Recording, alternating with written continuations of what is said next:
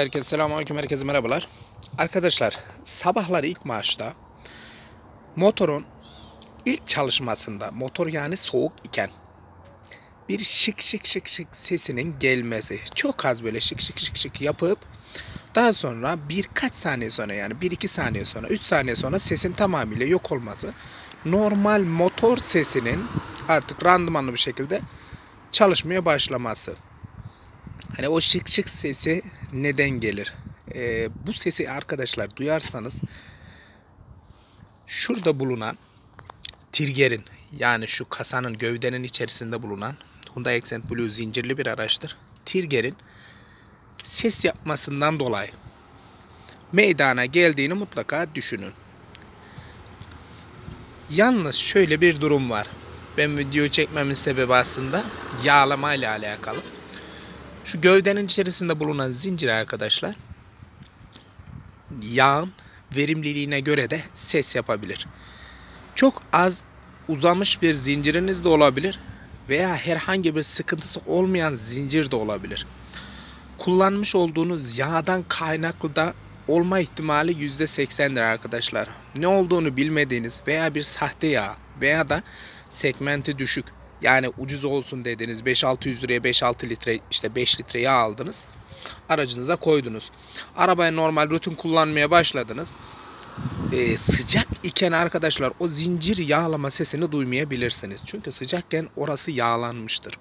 Ayrıca de sıcak motor, yani o zincir için kendini, zincir aşınmadıysa kolay kolay belli etmez. Trigger zinciri kendisini çok bozduysa sıcak soğuk fark etmez. Bu kafa kısmından arkadaşlar şarıl şarıl şarıl şarıl diye bir ses verecektir. V kayışınızı söktüğünüz durumda dahi verecektir. Zaten bu trigger olaylarında arkadaşlar, hani buradan bir ses aldığınızda ben her zaman ne diyorum? Şu V kayışını sökün, marşa basın. Herhangi bir sıkıntı oluşturmaz.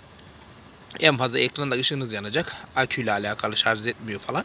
Onun haricinde bir şey olmayacak ama motor buradan bir şırıltı veriyorsa o trigger zinciri değişmek zorunda. Ben o ilk çalışmada, o soğukken ilk çalışmada oradaki şıkırtı sesiyle alakalı bir bilgi paylaşmak istedim. Kullanmış olduğunuz yağlara dikkat edin.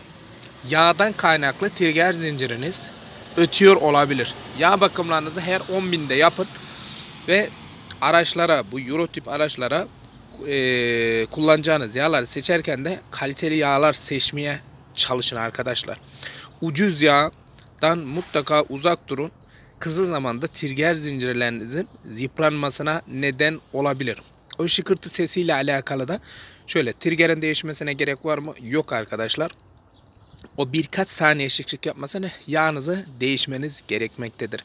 Şöyle, yağı 10.000'de değil, daha fazla uzatıyorsanız, yağında viskozitesi bozuluyor ise, yağınız ucuzsa, viskozitesi de bozuluyorsa arkadaşlar yine ses yapabilirsiniz.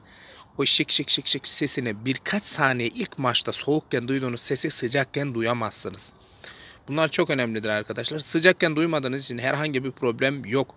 Ama ilk önce o yağın değişmesi gerekmektedir. Bilginize arkadaşlar.